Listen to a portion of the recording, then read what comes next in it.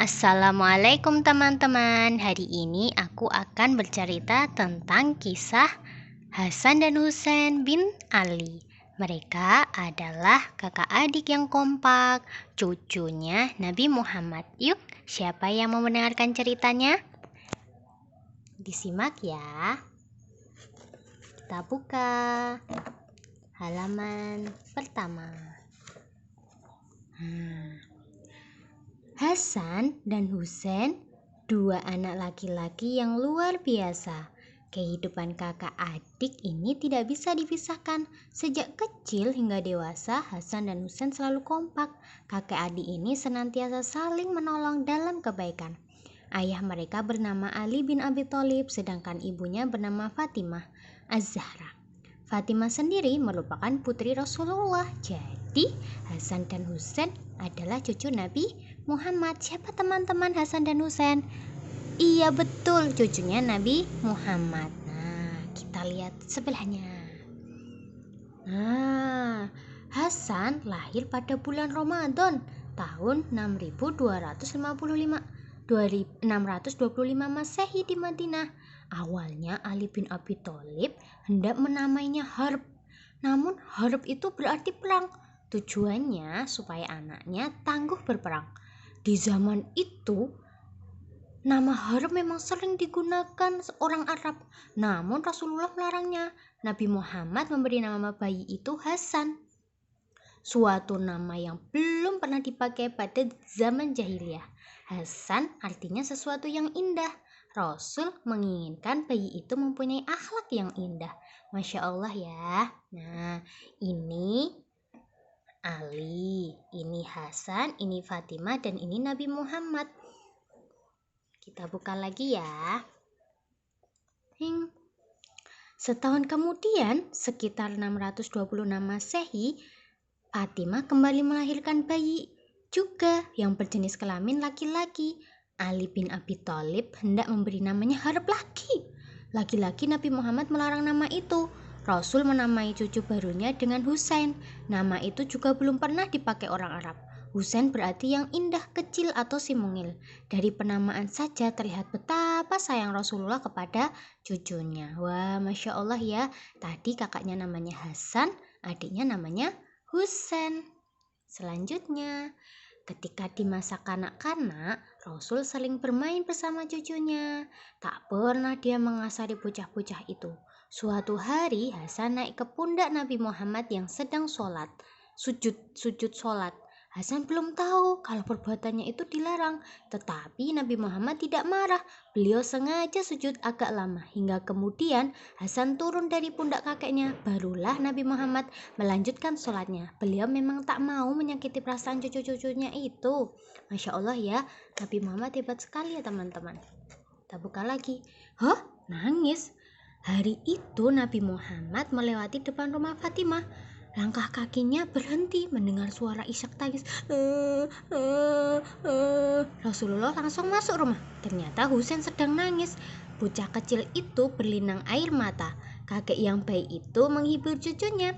Setelah Husain tenang, Rasul berkata pada Fatimah, "Apakah kamu tidak tahu tangisnya menyedihkan hatiku?" kata Nabi Muhammad. Oh ya ampun ya, Masya Allah. Kita buka lagi. Suatu malam, Usamah bin Zaid, ini Usamah teman-teman, ini Usamah ya, mendatangi rumah Rasulullah. Tampaklah Nabi Muhammad sedang menyelimuti sesuatu. Beliau juga mengusap-ngusapnya dengan kasih sayang. Usamah bertanya, "Apa yang Rasul selimuti?" Nabi Muhammad langsung buka selimut. Ternyata Hasan dan Husain sedang tidur dengan lelap. Lalu Rasul mendoakan mereka. "Kedua anak ini adalah cucuku, mereka juga putra dari putriku. Ya Allah, sungguh aku mencintai keduanya." Masya Allah ya. Nah, dibuka lagi halaman selanjutnya. Kasih sayang diperlihatkan Rasul di hadapan orang ramai. Beliau bersabda, "Hasan dan Husain adalah cucuku. Siapa yang mencintai mereka sama artinya dengan mencintaiku. Siapa yang mencintaiku, niscaya dicintai Allah. Siapa yang dicintai Allah akan masuk surga." Lalu Nabi Muhammad mengingatkan, siapa yang membenci mereka sama artinya dengan membenciku. Siapa yang membenciku akan dibenci oleh Allah. Siapapun yang dibenci Allah akan masuk neraka. Na'udzubillah. Makanya kita harus saling mencintai ya teman-teman. Sayang sama mamanya, sama papanya, sama kakeknya, dan sama semua orang. Dibuka lagi selanjutnya. Rasul senang bersahabat dengan Hasan dan Husain sejak kecil. Hasan dan Husain sudah tampak cerdas. Keduanya juga fasih berbicara bahasa Arab. Ucapan mereka menyenangkan saat didengar. Perkataan Hasan dan Husain pun mudah dipahami. Penduduk Madinah suka bermain dengan Hasan dan Husain. Apalagi Hasan dan Husain mirip dengan Rasulullah. Keduanya berwajah lebar, kulitnya putih kemerahan. Selain itu, keduanya mempunyai rambut hitam. Berlomba Hasan dan Husain tergolong anak yang tampan tuh, rambutnya berombak, kulitnya merah, kemerahan, putih kemerahan tuh teman-teman. Ternyata Hasan. Kalau ini Usamah ya. Nah, kita buka lagi. Tuh, Hasan dan Husain adalah bersaudara yang kompak, kakak dan adik yang berteman dan saling menyayangi. Di mana ada Hasan, di situ pasti ada Husain. Keduanya selalu saling menjaga. Sungguh merugi orang yang bersaudara yang suka berantem. Tiap sebentar mereka ribut sehingga orang tua menjadi sedih. Anak-anak seperti ini perlu meladani Hasan dan Husain. Nah, yang belum menyayangi adiknya, yang belum menyayangi kakaknya, mulai sekarang yuk kita sayangi adik kakak dan kurangi berantemnya. Sore itu Rasul bersantai di rumah Fatimah. Sang kakek tersenyum melihat kedua cucunya bermain gulat. Meskipun kecil, keduanya bertubuh kuat. Permainan berlangsung sangat seru. Sementara itu, ibu mereka sibuk di dapur. Sekali-kali Fatimah tersenyum melihat anak-anaknya. Hasan dan Husain bermain dengan semangat. Loh, permainannya akan seru bila ada yang memberi dukungan. Nabi Muhammad bersorak, ayo Hasan, semangatlah. Ayo lebih kuat lagi, kamu bisa menang. Fatimah merasa heran dan bertanya, mengapa ayah mendukung Hasan? Kasihan Husain ya. Dia kan lebih kecil, tidak punya pendukung. Nabi Muhammad tersenyum, wah kamu tidak melihat ya, Husain justru didukung oleh malaikat Jibril. Supaya seimbang, aku pun mendukung Hasan biar luar biasa. Malaikat pun mau bermain dengan kedua anak itu. Nah, yang putih ini ceritanya malaikat ternyata membantu si Husain. Makanya kakak Muhammad mendukung Hasan biar semangat. Nah, terus toh Hasan dan Husain juga anak yang soleh. Kakak dan adik itu taat beribadah. Mereka mempelajari tata cara berwudu yang benar, kemudian mempelajari bacaan dan gerakan sholat. Nabi Muhammad merupakan guru utama mereka. Hasan dan Husain memahaminya dengan hati-hati, sehingga keduanya melakukan ibadah dengan benar. Di kemudian hari, Hasan dan Husain bisa meluruskan kesalahan. Malahan orang itu berusaha lebih tua loh teman-teman, tapi diingatkan Hasan dan Husain. Nah, kayak ini loh ceritanya. Siang itu ada kakek-kakek ke masjid. Waktu sholat sudah tiba, keduanya bergegas mengambil air wudhu. Rupanya seorang bapak sedang berwudhu, tetapi bapak itu salah melakukan wudhu. Hasan dan Husain ingin memberitahu cara yang benar, namun khawatir membuat bapak itu tersinggung. Jangan-jangan bapak itu nanti marah. Keduanya berpikir keras, bagaimana ya cara menyampaikan yang baik? Nah, mereka menemukan cara yang hebat. Hasan dan Husain berwudu di samping bapak itu. Salah seorang melakukan wudu yang salah, cara wudunya sama seperti yang dilakukan bapak itu. Lalu keduanya pura-pura bertengkar. Bapak itu kaget, dia memperhatikan pertengkaran dua bocah itu. Akhirnya Hasan dan Husain meminta bantuan. Mereka berkata, Bapak tolonglah kami, siapakah di antara kami yang berwudu secara benar?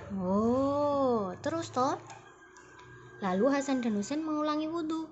Salah seorang berwudu seperti cara bapak itu. Bapak itu menyadari bahwa dirinya yang sebenarnya keliru. Maaf cu, saya juga tidak tahu wudu yang seperti apa yang benar.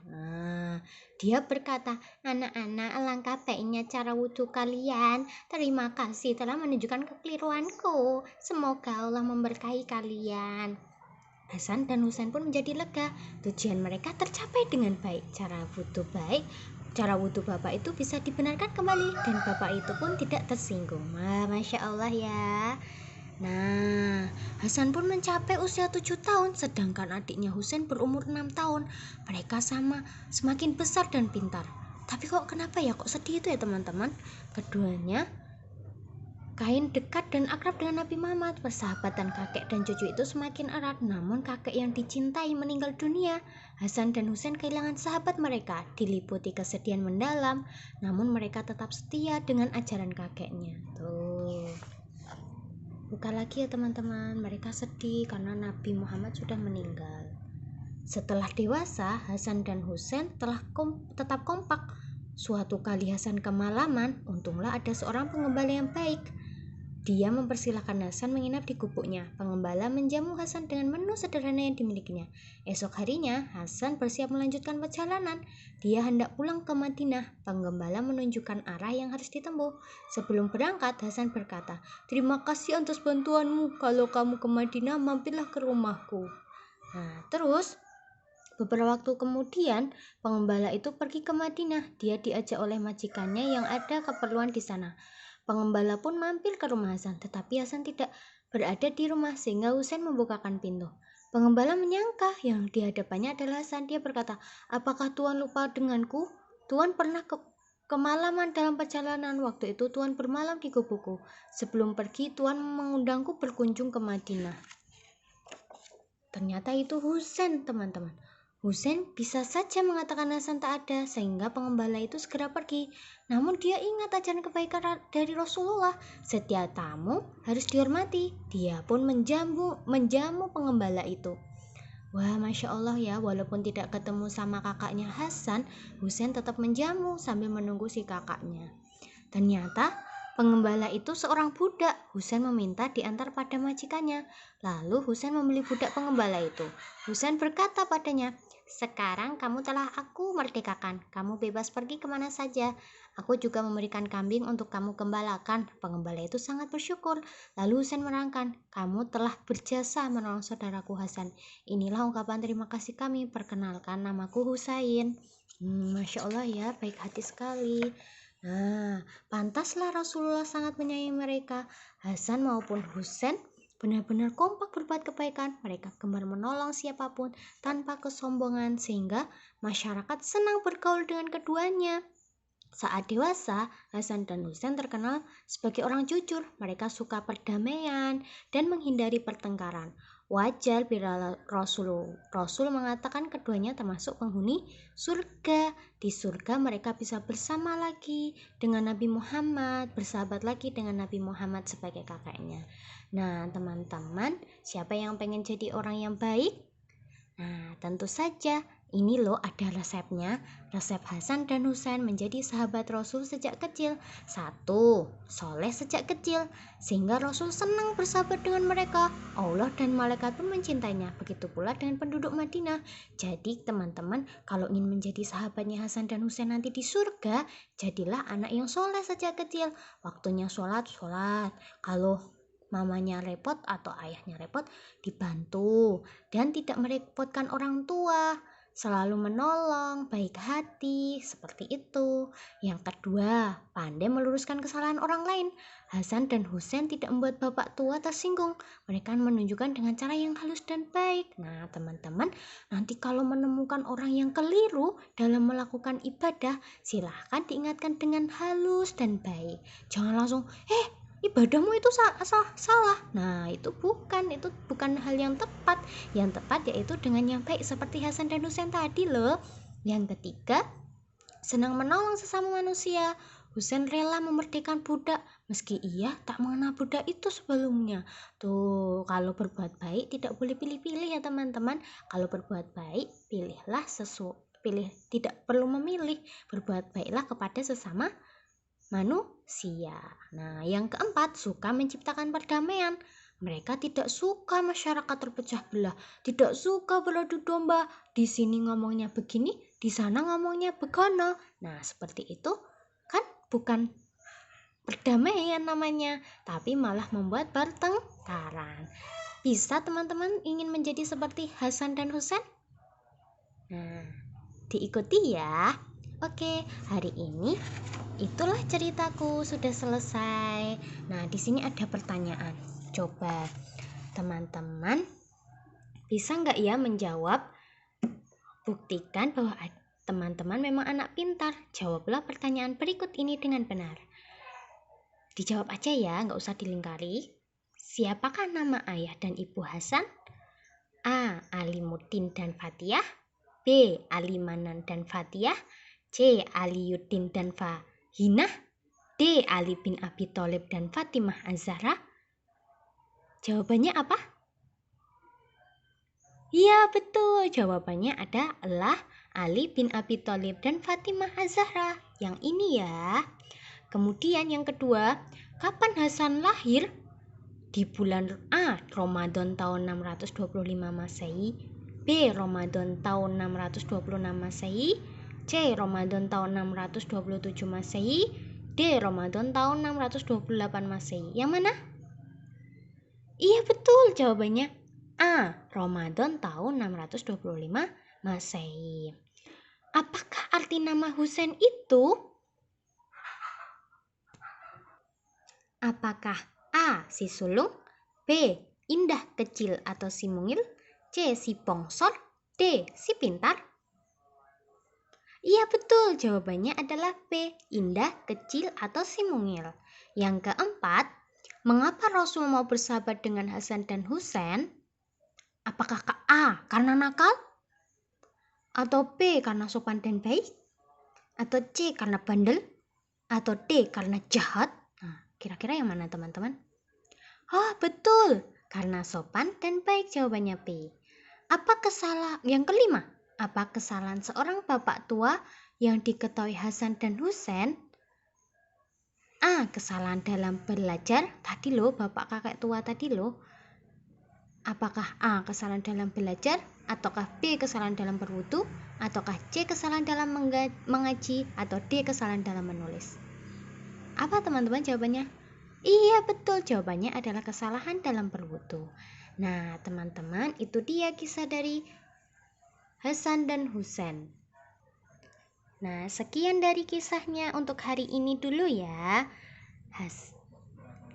Ini adalah Siroh yang bukunya diterbitkan oleh Zikrul Hakim. Semoga bermanfaat ya teman-teman. Jangan lupa di like dan subscribe ya, dan ikuti kisah-kisah yang lainnya nanti. Assalamualaikum.